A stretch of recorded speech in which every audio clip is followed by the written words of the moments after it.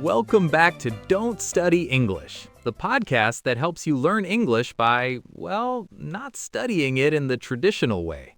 I'm Mike. And I'm Lisa. It's great to have you with us again.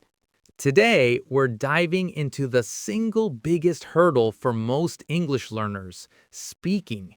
Not just knowing the words, but actually using them in a conversation. Exactly. That moment when your brain is full of grammar rules and vocabulary, but your mouth just won't cooperate. We've all been there. We have, and we're going to share some simple, practical, and maybe even weird techniques to get you over that hump and start speaking more confidently. So, Mike, let's talk about the name of our show for a second. Don't Study English. It can be a bit confusing for new listeners. Right. It sounds like we're telling people to just give up on their textbooks and hope for the best. Which is not what we mean at all.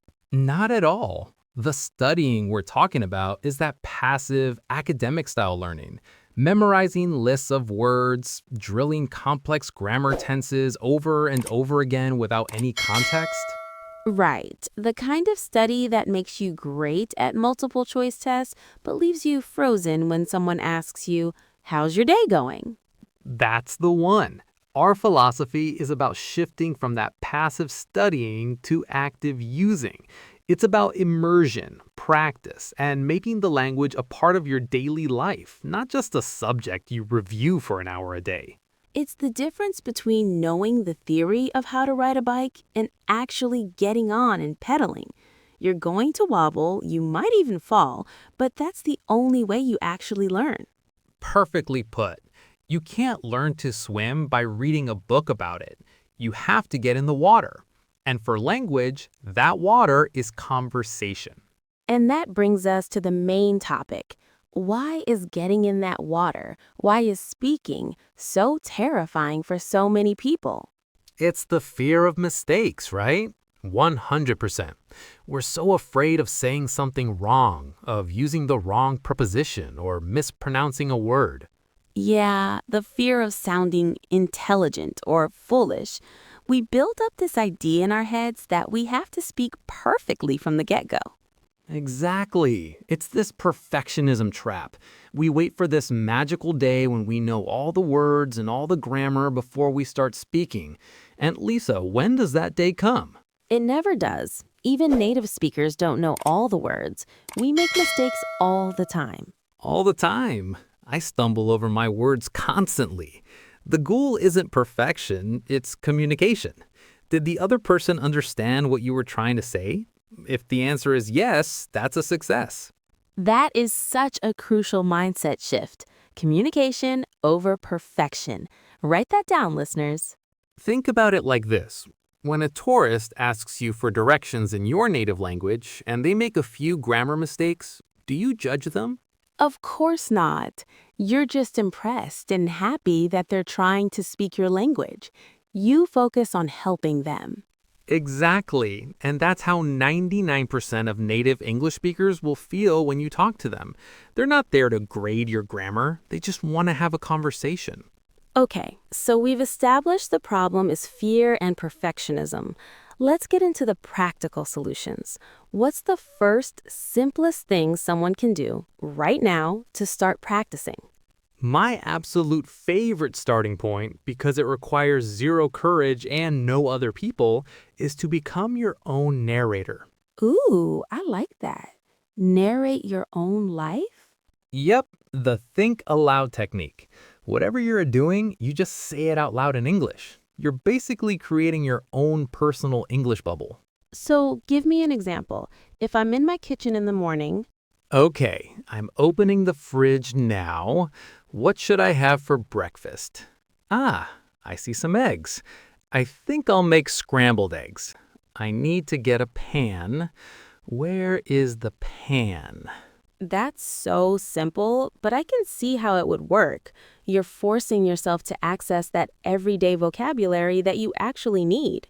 Exactly. You're not trying to remember some obscure word from a list. You're connecting words to actions in real time. It builds those neural pathways. And there's no pressure. Nobody is listening. If you don't know the word for spatula, it's okay. You can say, I need that flat thing for the eggs. And then later you can look it up. Right. It highlights the gaps in your vocabulary in a very natural way.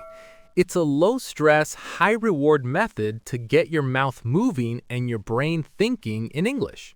Okay, I love the think aloud technique. It's all about producing language. What about improving your pronunciation and flow? For that, the best technique is called shadowing. Shadowing? So, like being a little spy? Kind of. The idea is you take a short audio or video clip of a native speaker, maybe from a podcast like this one, a YouTube video, or a movie scene. Okay, got it. First, you just listen to a sentence. Then, you play it again and you try to say it at the exact same time as the speaker. You're trying to copy their pronunciation, their rhythm, their intonation, everything. You're their shadow. So, you're not just repeating after them, you're speaking with them.